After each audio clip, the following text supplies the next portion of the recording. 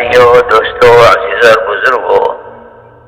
اتنی بات تو ہر ایک جانتا ہے کہ جو چیز جس کام کے لیے بنائی جاتی ہے جب وہ اسی میں استعمال ہوتی ہے اور اسی طریقے سے استعمال ہوتی ہے جو اس کے استعمال کا طریقہ بتلایا ہے، تو چیز کے اعتبار سے اس کی منفعت، اس کا فائدہ حاصل ہوتا ہے۔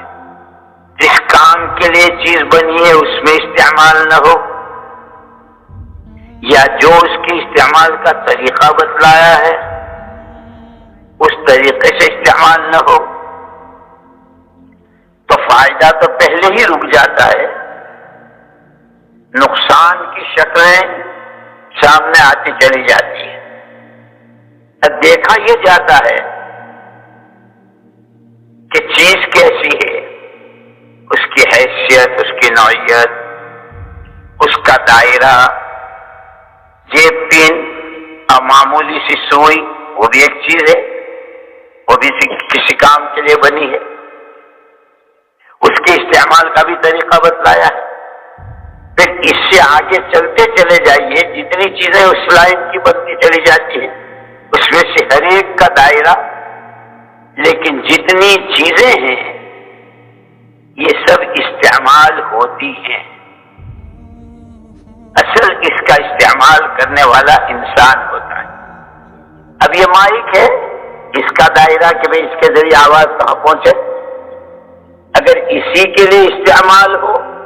اور اسی طریقے سے استعمال ہو تو پھر اس کی افادیت، اس کی منفعت، اس کا فائدہ، آواز کا پہنچنا، بات کا سمجھ میں آنا، اور پھر جو بات کہی جائے اس پر عملی طور پر قدم اٹھنا اور ہر ایک کے لیے اپنی زندگی کی ترتیب بنانا، اس کو سوچنا، یہ آسان سے آسان تر ہوتا چلا جائے۔ لیکن یہ اس کام کے لیے استعمال نہ ہو یا اس طریقے سے استعمال نہ ہو تو پھر فائدہ تو بعد کی بات ہے، اس کے نقصانات، اس کے دائرے کے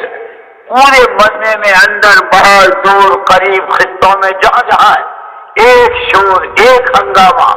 آواز نہیں آ رہی، آواز نہیں آ رہی، بات سمجھ میں نہیں آ رہی، اب پتہ نہیں کیا کیا ہوگا۔ لیکن یہ ساری چیزیں استعمال ہونے والی ہیں، اس کا استعمال کرنے والا انسان ہے۔ اسی لیے حدیث پاک میں آتا ہے الخلق عیال اللہ، مخلوق پوری کی پوری اللہ کا کنبہ ہے، پوری مخلوق اللہ کا کنبہ ہے۔ احب الخلق الی اللہ انفعهم للناس،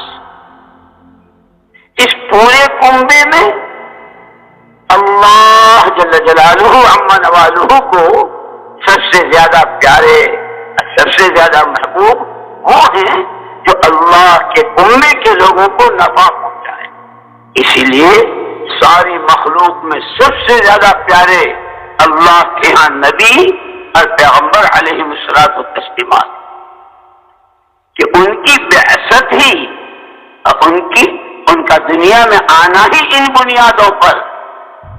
کہ جس نبی اور جس پیغمبر کو جس دائرے کے لیے، جس امت کے لیے، جس قوم کے لیے بھیجا، اس قوم کے، اس امت کے ایک ایک فرد کو فائدہ پہنچائے، اور سب سے بڑا فائدہ یہ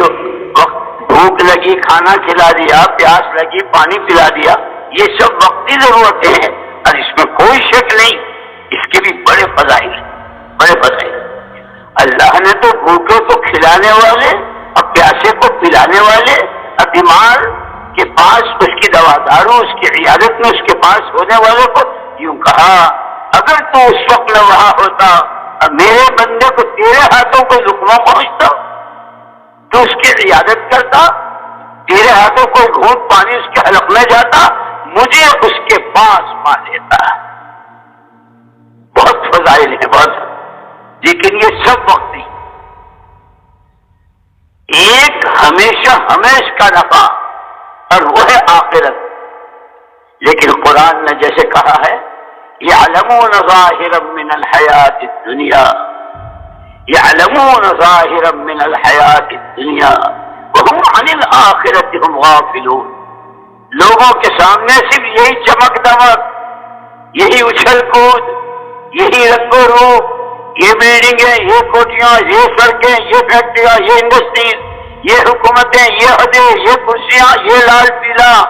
یہ سونا چاندی، یہ پیٹرول پلاٹینم، یہ فوجیں، یہ ہتھیار، یہ لوگوں کے سامنے صرف اتنا ہی ہے.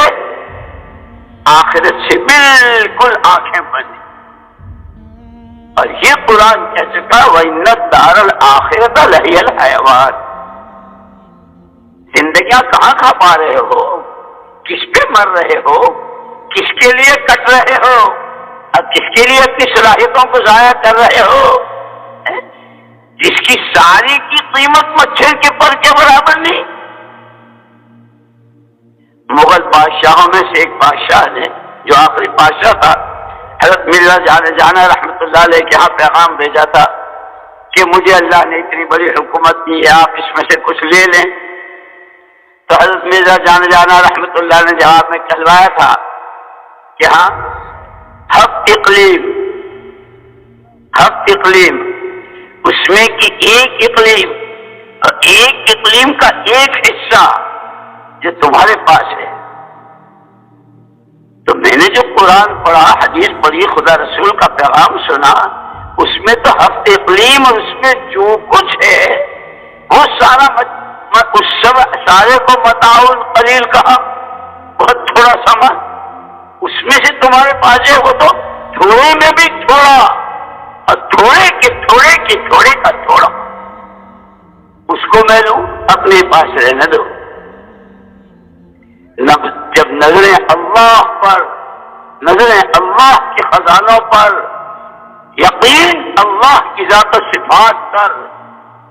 دامن محمد صلی اللہ علیہ وسلم کا ان کے والے طریقے پر، کہ پھر بندہ لیتے تھک جاتا ہے، اللہ دیتے نہیں. الغرض یہ دنیا کا سامان کہ یعلمون ظاہرا من الحیات الدنیا، لوگ صرف دنیا ہی کو اور دنیا کے سامانوں ہی کو جانتے، اصل تو آخرت ہے. اسی لیے سیرت پاک کا اگر مطالعہ کریں اور کرنا چاہیے، ہمارے لیے تو رہبری اسی میں ہے. ہمارے تو اصول، ہمارے آداب، ہمارے لیے کام کا نہج، ہمارے لیے کام کے سارا سیرت مبارکہ میں ہے. کہ حضرت رسول پاک صلی اللہ علیہ وسلم نے جب یہ محنت شروع فرمائی تو توحید، رسالت اور آخرت، پورے 13 سال تک ساری مکہ مکرمہ کی زندگی کی محنت. اللہ ایک ہے، وہی سب کچھ ہے، اسی کے پاس سب کچھ ہے، اسی سے سب کچھ ہے، اس کے علاوہ کوئی کچھ نہیں، اب کسی سے کچھ نہیں. آسمان کچھ نہیں، زمینیں کچھ نہیں، ان پہ کچھ نہیں، پہاڑ کچھ نہیں، دریا کچھ نہیں، سمندر کوئی کچھ نہیں، کسی سے کچھ نہیں. اللہ سب کچھ، اللہ ہی سے سب کچھ.